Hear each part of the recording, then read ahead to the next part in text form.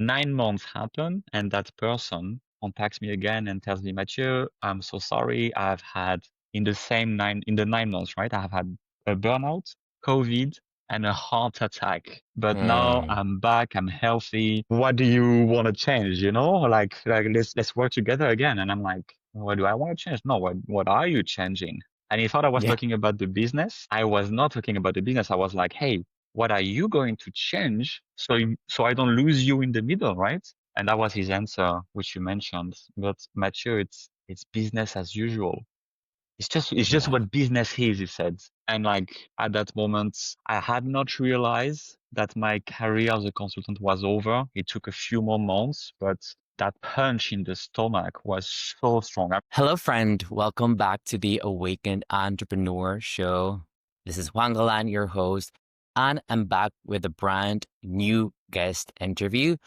Today, I'm going to be chatting with someone that I met pretty recently, and I met him through LinkedIn, actually. So I've been trying to go all in on LinkedIn lately, and we connected. We have a lot of things in common in terms of our background and the work that we're trying to do, our vision for building conscious leaders. And we connected. We had a really cool chat like a couple of weeks ago. And I was like, you know what? I want to have you on my podcast. So I'm bringing Matthieu Bonelli. He's a former high-level consultant who took a bold leap after witnessing how toxic the traditional business world had become for many of his clients and for himself. So Matthieu, welcome to the show. I'm so happy to have you here. Hello, everyone. Thank you so much, Juan. I'm so happy to be here. It's so cool that we were talking, just a few weeks back and said, let's do it. And here we are. Feel like there's so much in common. I want to start by talking about your beginnings, the beginning of your journey. So share a little bit with us of what was life like when you were deep in the corporate consulting world. I started my business as a consultant 6 years ago, right? After a bit of a path in the business world, I worked with amazing companies. I just wanted to help more organizations. And that's when I said, let's do a leap of faith and let's do it on my own and build my own consultancy. The pretty standard path, to be honest with you, with looking for clients. Of course, it took some time. I didn't have the knowledge about what a consultant needs to be doing in terms of sales and etc. But after about a year and a half, I started to have recurring clients, all of the way to having like 4 or 5 clients for a few years and at the same time. And it was really fun at first because that's what I wanted. I wanted to help more people, more organizations so we can help more customers. And that speed, that velocity of having different topics at the same time was fantastic. I also loved that I didn't have to do the things anymore. I was paid to tell people to do the things and just be the one monitoring. It was, fantastic. Sounds like a dream, right? Tell people what to do and get Yeah, paid for right. that. Yeah, and I was paid really, really well for that. This was really, all of the definition of success that I had created. I remember starting my career asking a consultant and saying, "Hey, what would my career be like? What should I start with?" And that was basically the end goal: become a great consultant, have plenty of clients, have enough to work for full years.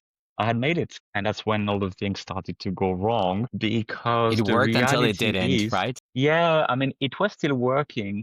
The truth is, it doesn't go as fast and as impactful as I wanted it to be. In my ideal world, I was the consultant who would have, instead of, me being the employee and having 3 projects at the same time. Now I would be the consultant. There would be a lot of teams. I would work with the executive. There would be for every company, 20 projects, and I had 4 clients at the same time. Wow, what an amazing impact, right? But that was the ideal view. The reality is, as soon as you would get a project accepted, blocks, toxic culture, changes in management, frustrations.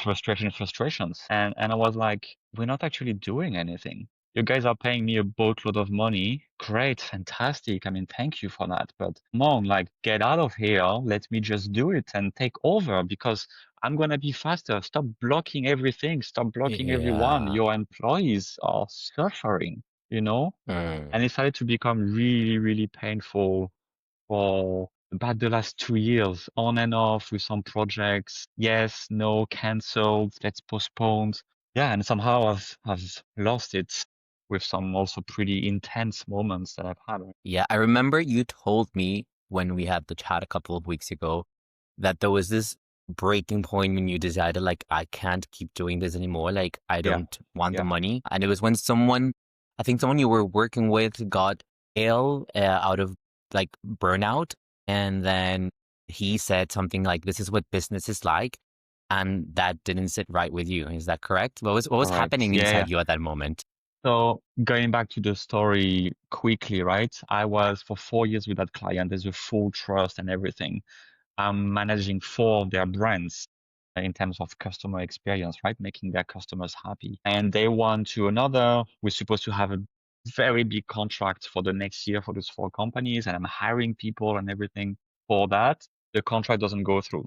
Nothing happens. 9 months happen. And that person contacts me again and tells me, Matthieu, I'm so sorry. I've had in the 9 months, right? I have had a burnout, COVID, and a heart attack. But now I'm back, I'm healthy. What do you want to change? Like let's work together again. And I'm like, what do I want to change? No, what are you changing?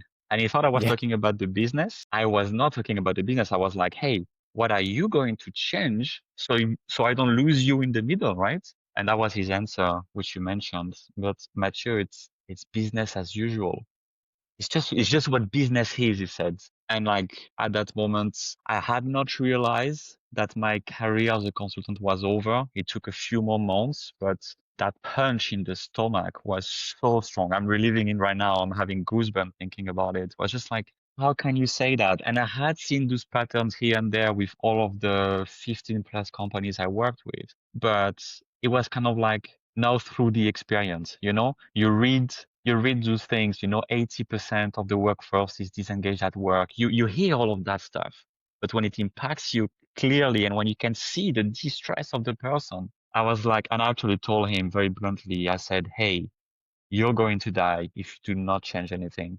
I do not want to be part of it. I don't want to be, in that sphere, in that toxic realm. Everything is toxic in your company. I thank you so much for the 4 years. Thank you for the next big contract you're proposing. That's a hard pass. I can connect you with some other people. I actually didn't because I didn't want those consultants to work with them either.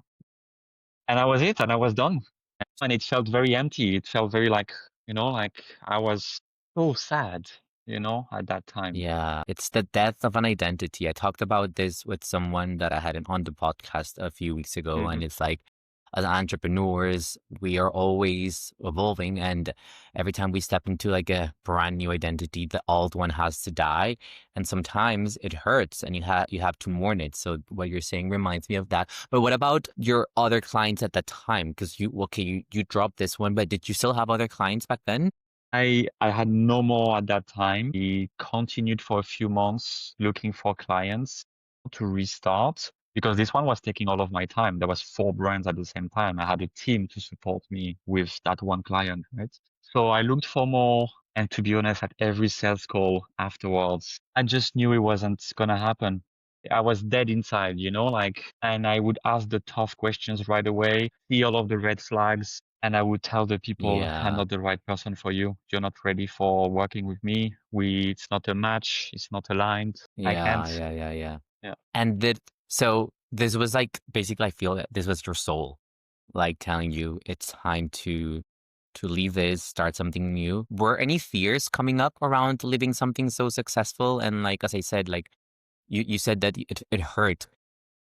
Yeah. Any other Yeah, feelings or because fears that were showing up? you mentioned it perfectly. That was your conversation with Julia. I heard you saying about the identity and Yes. the death of that. That was what I had built. Everyone told me, Mathieu, you won't make it as a consultant. You don't have enough corporate experience. You are too young and all of that. And I had made it. I was profiting every year, six figures. Everything was easy. All my clients trusted me, were recommending me. I was having them for 4 years. I was proud. I had the status. I've made it as a consultant. That's it. Oh, and this is what I told you at first. When I was 19, 20, when I talked to this consultant, I was making more money than him. that was it. That was fantastic, you know? And then, yeah, this is where everything hit me. And of course, now with the, retroactively, I can say that was the death of my identity.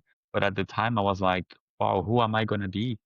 Like, what's going on Yeah. without the money? I don't have a job. I'm going to have to restart from scratch. I have to reinvent myself. What is there, you know? That's one of the greatest skills we have as entrepreneurs. Like we are constantly reinventing ourselves. And I resonate so much with what you're saying because Mhm. I'm kind of like going through a phase like that. And yeah, just having to reinvent myself. And I know that a lot of people listening right now are gonna resonate a lot with that. But I wanna know as well. So you did that, you dropped your client, you were trying to get new clients, but you felt that it was not in alignment anymore. What was the first step you took in building a business that did feel aligned with these values? So I didn't for a long time. Imagine that is in November 23. I didn't. I tried still to do the sales at the same time, right? And to continue. I had not realized it was fully dead at the time. But I had friends who had just set up a wellness business in Dubai, really good friends that I knew when I was living in Spain. And they told me, can you help us grow the business? Let's scale, have some fun. We'll figure out along the way. We're just entrepreneurs doing entrepreneur stuff. Have some fun. We pay you the flight tickets. You'll sleep on our couch. Do it. And at that time, I was like, well, that sounds fantastic, you know? And of course, I didn't know what this would create.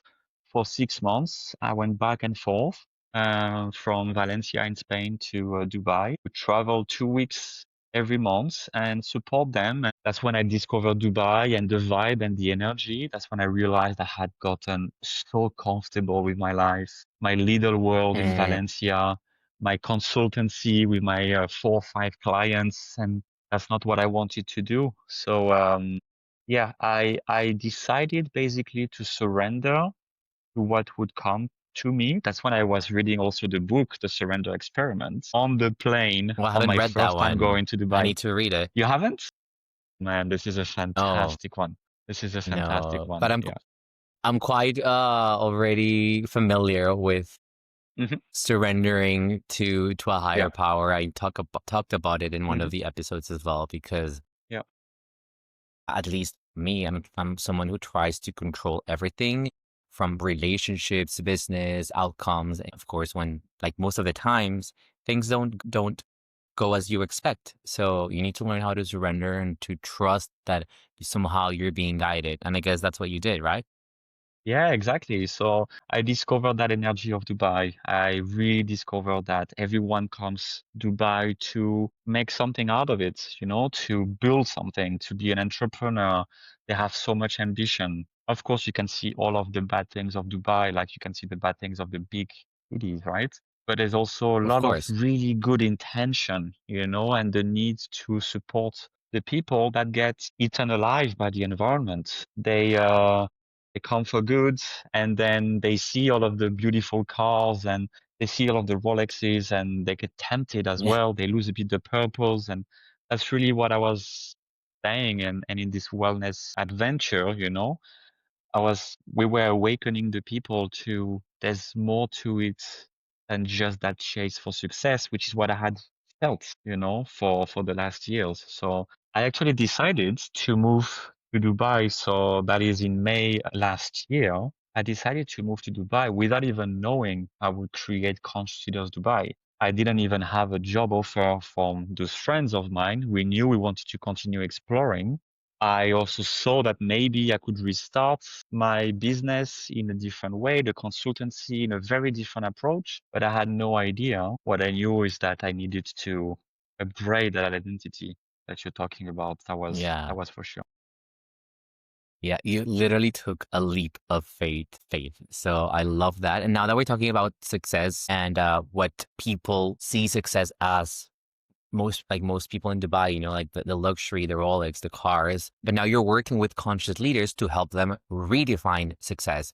Yeah. So I wanted to ask you, what does real success mean to you today? Yes, real success to me means living in alignment. It means knowing who I am, what I want, doing the things I like every day, being surrounded by the right people that are fueling me, and just figuring out that way, but with the certainty that I'm on the right path. It is really Mm. opposed to that feeling I had, of course, I was only making six figures, but living in Valencia, which would, if you take the equivalent of living in Dubai, being a millionaire living in Dubai.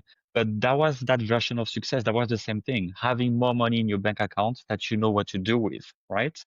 Yeah. And I was like, what? What for? I don't Yeah. even know. Like the only thing I did in Spain was buying myself the most expensive paddle racket so I could continue competing, like what else was there to do for me? I'm not a materialistic person, right? So redefining that was a big, big part. And that's when, between the moment I decided with my partner to move to Dubai until we moved to Dubai 5 months later, I spent a lot of work redefining that identity, working on myself, on my values, and on what I wanted to accomplish. And that's when I allowed myself to dream big. I hated that in Valencia, people would put me down on my ambition all the time. They're like, stop talking about all of those dreams. You live in Valencia, just chill. Just come and have a Yeah. drink with us. And I wanted so much more. And Dubai allowed me to Yeah. do that. I dream big and I tell them my mission is to raise consciousness for the world. And when I say that, Mm. no one goes like, that is such a stupid thing. Everyone is like, we need that. Yes, please. So it's such a different feeling and a different energy which got me really into the right path. Dubai is the right place for that. Love that. And I can resonate so much with what you said about the people in Europe, I would say in general, because I also lived in Spain for 15 years in Barcelona. And I do feel that people lack ambition there. And of course, when you are surrounded with people that are okay with the bare minimum. Yeah, yeah. Well, the lack of ambition, definitely, I would understand that. Yeah, Yeah, like most people live there with a lack of ambition and they just live their life for the weekend. And when you are surrounded with people like that, it kind of gets into you as well. And for us, like entrepreneurs, we need to be surrounded with people that actually empower us, right? That inspire that us that are, at a higher level than us, so that we can learn from them. And I feel that I wasn't getting that in Spain either. yeah, So I yeah, totally get what you're saying right now. yeah. So you've been working nowadays with high achieving entrepreneurs. What patterns do you notice when it comes to burnout or misalignment? What patterns with the people that are misaligned, you're saying, right? Or indeed burning out Yeah, because that or stems in from the burnout. same thing, right? Yeah. Yeah. The Yeah. first, So for example, the like first, the people that come to you to work with you, do they come because they're feeling burnout and misaligned? And if so, what are the common patterns you've seen? yeah. They don't come to me saying those two keywords, even though that's the reality. They come to me saying how overwhelmed they are, how stagnant they feel their life is, how little progress they're making, how they're always working on the business. The hustling culture is incredible. I mean, if you consider the hustling culture everywhere in the world, that's a thing. But here in Dubai, you need much more money to make it. And everyone is out there trying to make it. So it has also that feeling that the money is also hard to grab for the new entrepreneurs. So there is this struggle and that pressure that they have. And they don't know what the answer is. They believe that working harder equals more money. But when you work already 18 Yeah. hours a day, 6 days out of 7, you're completely burnt out. When they come like this with, that belief that this is the way, I am not receiving them into my programs because I know that they are still comfortable with this pattern and that belief, and I won't be able to change it. But it's when they have realized already a couple of years ago that this wasn't the right thing, that they're trying things here and there, they're going into some programs, doing some wellness, trying to reduce a little bit without finding exactly what it is. This is really when I welcome them to the program because the program is about realigning the people, right? Who you are, what are you doing, what do you want to do? And that's realignment is what then creates the flow for your business and the productivity and making the right decisions. Yeah, I see this hustle. I'm overwhelmed. I'm stuck. Those are really the keywords that I hear all the time. Interesting. Yeah, there's this phrase that I love and that says that sometimes the best thing you can do is nothing, is do nothing. And as entrepreneurs, we're always in this constant hustle and grind that we need to do more and more and more in order to achieve whatever we're looking for, but it's not always like that. That's something that I've also take pride on, is that I do value and I try not to work more than 6 hours per day, because I Hmm. notice that after 6 hours I'm just not productive. So I'd rather, like, take time off, and I usually don't start work till around noon. So I wake up early, but I have like 6 hours in the day where I'm just doing things that I love, working out, meditating, reading, Hmm. breath work, all the things that really nourish me. And then I'll start work. And then we'll usually take a break in between, like a 1 hour, 2 hour break. And so I do love the balance, but yeah, totally. I see this hustle culture so bad, and that's why people burn out. And I would love for you to share a bit more about your program now that you mentioned it. It's called Align, right? Yes, aligned, exactly. Yeah. Yeah. Tell us a little bit more about what you do with your clients there. Yes, so aligned is a very, how would you call it? I would call it a mastermind for then high Okay. achieving entrepreneurs that want to find that alignment, right? They want to find that awareness, want to find that balance that you mentioned, want to find clarity about their path, their direction, and how to get there. But they also want to surround themselves with like-minded people. I go really in that program for 12 weeks with 12 people maximum. The goal is not to do, big groups of 700 big cohorts. I want to do things in a very, very personalized way. And I also don't believe that change happens, over a few weeks. That's why the program is not a 2 weeks program. It is Yeah, also of course. not about content. It's about integration. I also have a strong belief that content is everywhere. We are overflown by content. What we need is to Absolutely. find out what we need to work on and then integrate and work on this, surrounding ourselves with the people who can help us. So if you look at Aligned, there's a Totally. few things. There are 6 expert sessions, individual sessions. So let's say you're joining, right? You're gonna meet a few of the experts in different categories. You might do, we do some human design, which helps you understand more about who you are, how your energy works, how do you flow, how do you interact with people. Then there are people for consciousness, for leadership, for mindset, for performance. We put everything together into some goal settings and, a North Star. We realign everything together. And while you do that, you have weekly a group session, which is for integration only. That person that you saw on the one-on-one is using what they've learned about you and the others and guiding with questions. And then the group is talking about it, is reflecting, is sharing, is learning together.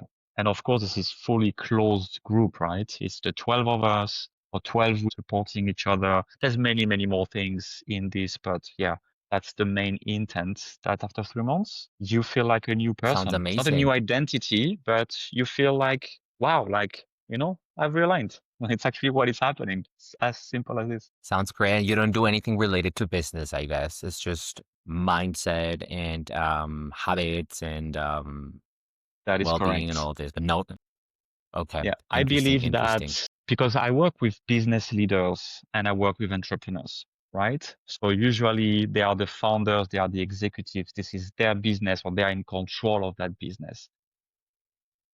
Since they are the ones that are setting the vision, they are the ones that are setting the strategy, that are the voice of the company and Right, are guiding the teams, they need to be aligned first. So really that first part of right, the program is this is about you, the leader, you get aligned, and then I have plenty more experts, plenty more fantastic people to recommend to you to do the rest, to now realign your business, to realign your team, to realign your objectives, to realign your sales, to realign everything. But we start with you because this is when I come back to my example before, right? I was working as a consultant with all of those employees that were all telling me, yeah, Mathieu, we cannot do anything for the customers. We love your projects. They make so much sense. We cannot do anything because our resources are cut, the budgets are cut, we have conflicting information. They change their mind all the time. They are completely lost in that decision meeting room. And we are just puppets. They need to wake up. They need to get their stuff together. And then we can actually do the things. So really, we start with the right. leader and the rest will ripple through. It's the waterfall effect, right? To ripple into the organization. 100%. They will take care of their employees, and then the employees will take care of the customers. And then the world can Mm, change, but not, you have to start from the root cause. from the root cause, exactly. So, what would you say, or what do you think the future of conscious leadership looks like, especially in a place as fast paced as Dubai? That's a big question you're asking. I'm going to give you a simple answer. The future of conscious leadership is human. We keep on Okay, talking I like about that. this B2B, B2C, Yeah, B2B2C, just like just use all of the fancy words, right? In the end, what it is a person who's creating a system called a business, and he does that to serve other people. During his yep, journey, he's creating that service and is asking more people to support him on the journey. So it's people hiring people to help people. But over the last 40, 50 years, I don't know, 36 years old, but I've seen already quite a lot in the corporate world. With the technology, we've tried to automate everything to the point that we have tried to automate humans. We have made yeah, robots from humans. Processes. Please don't think mm, this is the process. Just read the sales yeah, pitch. If the client says this, respond this. Edge mm, cases, we don't care. Just stop responding to this. Send to this company, this resolution centers. It's going nowhere. And of course, now we have AI. Basically, we've taught ourselves as human to remove the humanity, and now we're like, oh, we're afraid of AI. Well, of course, now we can actually have an entity that can do all of this job because our brain is not used anymore. You guys are resources. This is a leader, right? They use the word a resource in the same way as I would talk about my foods, you know? So the yeah, yeah, future yeah, is human. The leader has to understand his humanity. He has to be in place and he has to be aligned, body, mind, soul, with his spirit, with his purpose, with what he wants to bring, and then bring the rest of the people into that vision from a human centric perspective so they can help the others. Otherwise, just do like me. I'm a solopreneur at the moment, right? I'm so small. The company is very young. I don't have the means to hire people. So I use AI, right? yeah, That is yeah. No, because we're so totally. small, right? And you do the same as well. We have to. Yeah, But now I yeah. want to hire people to do bigger things. Yeah, no, AI is a wonderful tool, but as you said, it depends on the approach you take and how you use it. I love that you mentioned this about like the future of conscious leadership being human, because I was talking about this on LinkedIn this week and about the importance of vulnerability in leaders and how I find it that they kind of don't want to show themselves as vulnerable, which vulnerability is part of our humanity, right? Because it might make them seem less professional or less Mhm. credible or less, but in reality, vulnerability is what really will make you a better leader because it shows your team or the people that you're leading that you are human, that you are like them. It makes you more approachable. What do you think about this? Because do you notice with the people that you work with that they struggle to own their own vulnerabilities? Absolutely. I mean, the entire business world has been based on the masculine traits that have been pushed to the extremes of being toxic, right? I'm not saying Yeah, all of the traits are toxic, but pushed to the extreme. Everything on the extreme is bad for you, right? And that's what they yeah, have done. They have pushed all of this because that was the way to be successful in business. And vulnerability, being a feminine emotion, is then frowned upon. And we could not let that happen. But this is changing now. Of course, we are seeing this, right? In the UAE, it's taking totally. some time to change, but it is changing as well. And the world is evolving super fast. Dubai is evolving at such a speed. This is incredible. So I believe those movements, are happening. Yeah, yeah, yeah. Do you ever talk about the feminine and masculine energies with your clients, or is this something that would kind of like repel them a little bit? It's not repelling because the people that join Aligned are already in that sphere where they already understand this. I am not doing the Okay, awakening and the education parts. My job is not to okay, awaken the people. We have fantastic, influencers in the world. Vishen Lakiani with Mind Valley helping hundreds of millions of people awaken, Joe Dispenzas and so on and so on, right? It is really this mass content that I'm happy is there out there to help the people realize those things. It is more when the person is realizing, oh yeah, now I understand that resonates with me, but how and how do I do it for me? Because then, you follow this Yeah. pattern and you're like, David Goggins will tell you, the 5 a.m. club, wake up at 5 a.m., do 1 hour of Mm. gym, 1 hour of meditation, and it doesn't work for me. So I need to No, find what totally. works for me, meaning I need to understand who I am, what I want, how I function, how is my energy. For me, for example, I have a generating type of energy. I fuel myself from conversations like this.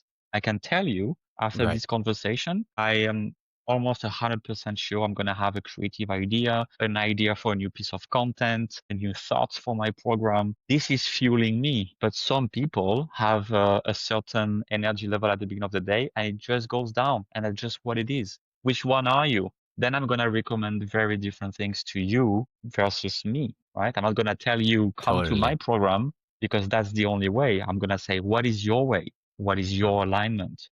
Totally. That's why I love also learning about human design. I think it's brilliant the fact that we can finally understand that we're not the same, that we don't operate the same. Everyone is completely different, and we should learn to work with our energy, not against it. And now that we're talking about energies, I want to Yes. bring the topic of spirituality because I know both of our are very spiritual people. And I would love to know, first of all, this is a question that I asked everyone in the show. Do Okay. you believe in God? Big question. I believe in God, but maybe not in the traditional sense that most people will resonate with. I am not a religious Okay. person. Okay. I do not adhere to any religion. However, I believe in a higher power, in a higher self, which I will not personify per se. Can be the universe, can be Mother Earth. Like I don't put any kind of label. I just know and feel that I'm being guided. I just know that, my mind, my ideas, my thoughts. Sometimes, you feel how you channel things, that you get ideas as a spark like this. I feel like those are strong signs. And of course, in conversation, sometimes you have goosebumps, and now this is your body reacting to that flow and that guidance. So I am listening to those signs, and I am a spiritual being, aren't we all? Whatever you call yourself spiritual, I don't have any signs of spirituality on me. I practice some breath work and do meditate here and there, and I have a quantum hypnotherapy on Saturday. So I'm Oh, trying nice. things, but Yeah. and that impacts me to be in this flow and this alignment on my day to day. But yeah, I don't practice it's not a practice for me, of a philosophy. Yeah. Yeah. Totally. I did a reel the other day about that. I used to think that spirituality meant doing all of these things, all of these Yeah, rituals, like lighting yeah, incense, meditating, going like praying. But in reality, what I've discovered is that whether people believe it or not, we're all spirit. And then spirituality really means remembering this, remembering who we are in spirit. And that's kind of absolutely. like, when we say we have a spiritual awakening, it's like, okay, we have this realization that we're more than just a body, right? We are a spirit. We have a soul and we are spirit, and we're all connected to source or God. I do believe in God. And for me, I don't think it's like this old man sitting in heaven Hmm. judging people. I feel it's more like like an energy, like a very divine intelligence, powerful, loving energy that definitely is guiding you. And when you remember that you are one with this source, that for me is spirituality. And then living from that, well, living from love, living from compassion, from forgiveness, which is very much what Jesus Christ was used to preach. Hmm. And I feel that religion has really just taken all of that and turned it into like a fear-based thing to keep people controlled, unfortunately. But yeah, for me, religion is that. You mentioned that you follow the signs. How do you see this? Like, how do these signs come to you? Either through an intuition, an Okay. idea that comes to my mind. This is this really interesting part where has this happened to you and have you figured it out that way? You have an idea that comes to you, it's complete, but it takes your brain to process what you've just understood. Has that happened to you? Yes, So yes, you have the yes, full a lot of idea, right, times. in your mind, but it will take you time to explain it to yourself logically. So you're like, wow, yes, that makes sense. But you had it from the first fraction of a second, right? So that is one of those ideas where you want to explore, and then it's about understanding how this is impacting your body. And I feel great about this. I feel a great energy coming from that idea. And then there are decisions that you need to make. There are things you need to do, and somehow you're procrastinating them. Somehow you cannot make that decision. And you're like, wow, I'm such a loser for not being able to do it. I'm the worst leader. No, you're not. Maybe this is just Yeah, not the yeah, yeah. right decision to make. And then at some point it clicks Yeah. again, you know? Yeah, I'm reading this book called Energetic Sales and Marketing, and they talk about this concept of the higher mind and the hmm higher mind hmm or higher self, lower mind or physical mind. And it tells you that usually when we have these like ideas that light us up, that seem like amazing, like we're so into it, it comes from the higher mind. And the higher mind is what's really connected to our higher power, to the hmm divine, to source. But then usually what will happen is that the lower mind will kick in. And the lower mind is the mind, the part of you that needs logic, that needs step by steps, that needs to have everything figured out. It's like very, very physical. And obviously, the lower mind is what's going to tell us, oh, no, that's not a good idea, or it's already been done, or you better play it safe. So I like that you're mentioning that because, yeah, we both operate from these two like minds that we have, according to that book that I'm really enjoying, by the way, if you ever want to read it. Yeah. And in terms of your business right now, what role does spirituality play? And how do you incorporate the spirituality into the decisions that you make, the way that you work with your clients? So I would not call it spirituality, but I would really call it, and I'm sorry, I've said that word 100 times already in this podcast. I would call it alignment with my authenticity, with Okay. who I am and what I want to do. It is just me trying to be me all the time, you know? And it doesn't mean I'm going into that realm where suddenly my eyes start to shake and I'm speaking from, seemingly a different Tones. person. No, it's just, yeah, exactly. It's just me being me and doing the things I Yeah. want as a human and just believing that this is my way of living and understanding that because this is coming from a place of truth for me, it resonates with the other people and it allows them to also be that person because the space is safe. You can remove the mask and you can just be you.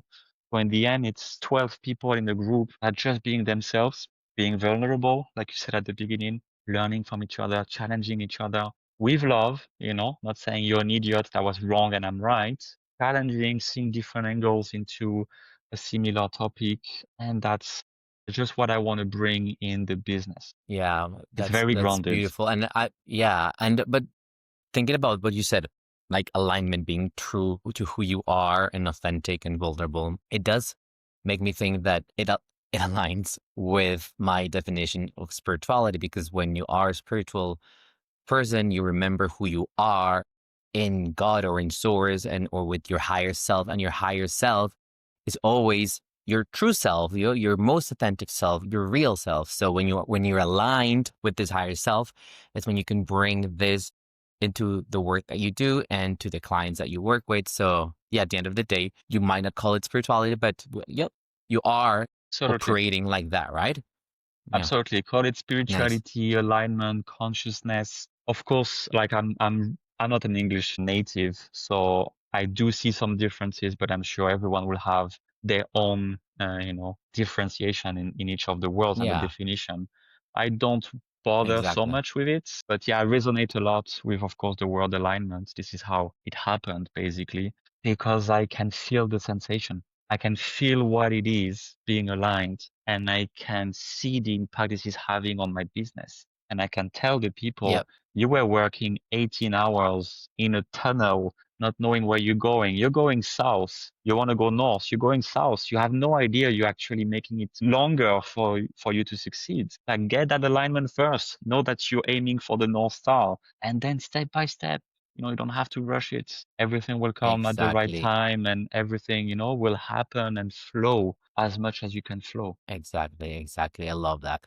So I have this new section on the podcast where that's hmm called the rapid fire questions. So I'm going to ask you a couple of questions and then you have to answer as fast as you can. Okay. Okay. And then we'll wrap up. Okay. And I can So the first expand a question, bit on it, or I don't expand at all. no, you can expand. You can expand. Yeah, Okay. yeah, yeah. Okay. So the first question is, what's one belief you had about business that you've completely let go of? That working harder meant becoming successful. Okay. I like that. What's a book or spiritual text that changed your life? As a non-fictional book, I want to say Vishen Lakhiani, The Buddha and the Badass. That was at the time when I was trying to get that identity and figure out all of the things I wanted to do. Okay. As a I haven't read that seemingly one. spiritual, you haven't read that one? No, not. Beautiful one. Absolutely recommend. And as a more seemingly spiritual, but actually more of a lifestyle book, I highly recommend Conversations with God. I've heard about that one as well, and it's on my list. A lot of people have Mm-hmm. talked to me about it. Yeah. Okay. What's one non-negotiable for you as a conscious entrepreneur? Always trying to be my best self, do my best and being authentic and being aligned. And if you weren't doing this work, what would you be doing? I will be doing this work. Oh, you have to give me There another is answer. nothing, What if but there's nothing nothing else? bigger than this. There's nothing bigger than raising consciousness for the world. There's nothing else I would want to do. I'm already going into this highest version of myself that can make a dent on this and support everyone else on that mission. I'm not doing it for the Okay, I money, love that. So yeah, what else would I do? It's kind of like if you had 100 million euros, what would you do? I would do exactly this. Yeah, true, true. If you ask me as well, I think that I love what I do and I wouldn't see myself doing anything else. Although I do, if you had me to choose something, I do love understanding people on the way they think and their emotions. So I think that if I would have to choose a conventional route, I would have chosen psychology. I love that. But But you know what? Super interesting. I run a lot of challenges with the community. We do things here and there. And I'm actually always looking at them from the point of view of, psychology, neuroscience, trying to fully understand that, trying to crack the codes of how we are. It's fascinating. So I feel like I'm doing that part as well. Of course, not yeah, dedicating full time like a scientist, getting a PhD in yeah. psychology or becoming like Joe Dispenza, but my own way.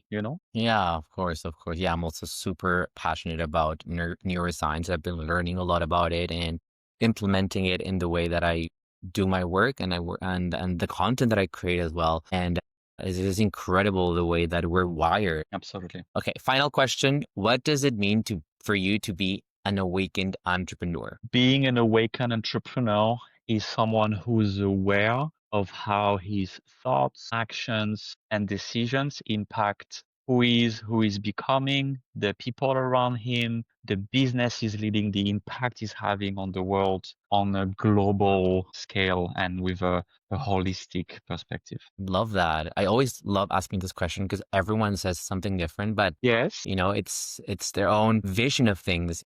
And I love how everyone, like explain it. I didn't have this question written down, but I do ask this a lot to my clients and everyone always gets stuck when I ask them. So I'm going to ask you, what is your 100-year vision? For me personally or for the world? For you, but obviously you're not going to be here in 100 years. I get it. So the point of this is to talk about the legacy that you want to leave. Yeah. Okay. Well, I could also be here, a 136-year-old, with the progress of Well, science and maybe, longevity. Who knows?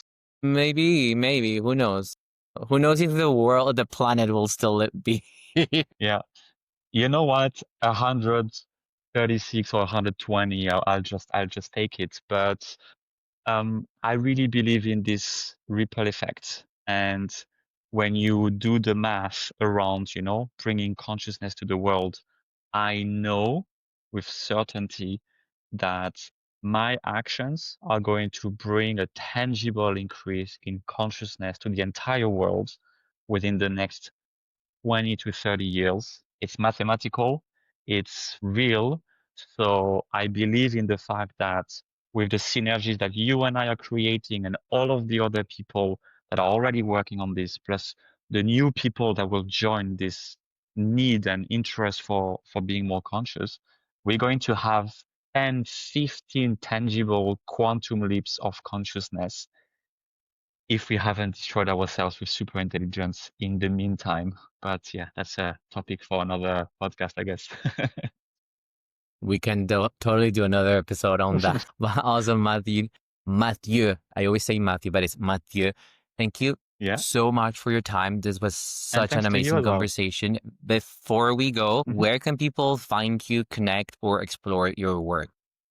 Yeah, the best way would be on LinkedIn, because this is where I post a little newsletter, notes for the conscious leader. I love that place because I'm not bothered by the algorithm. I don't care about, anything else than just writing my thoughts and sharing them. So that's a good place. And otherwise, you can find me, of course, on Instagram, Conscious Leaders Dubai. It's not only Dubai anymore. There's a lot of content and things happening for everyone in the world, and just happy to connect with like-minded people. Thank you so much. That was, I have this energy of a kid right now. I'm so happy that we talked and exchanged, and you see, now I can go and create some cool stuff. I'm so happy to hear that. Before we go, any Mhm. final words to those listening who might be where you were once, successful on the outside, but unfulfilled on the inside? I guess at that time you're feeling already that something's off. Keep digging to figure out what is off, and you'll soon realize that you've been consumed by what Instagram, social media, society has been showing you as the way to success. And once that stops Mhm. resonating with you, it's gonna be tough. It's gonna get you on a path that will be uncomfortable and challenging, but this is gonna be a fantastic path because the light at the end of that tunnel is so much worth living. Do Yeah. it. And if you need any help, Juan and I are really happy to support you in that journey. Yes, here we are. All right, awesome. Well, thank you so much to those Thank you listening again. or watching on YouTube. And if you enjoyed this episode, don't forget to rate it. If you think it's worth of a 5-star, please give us a 5-star so that we can reach more people with this beautiful message and this beautiful vision that we have. If you're on YouTube, don't forget to subscribe, leave a comment. What was your favorite thing about the episode? And I'll see you next week for more.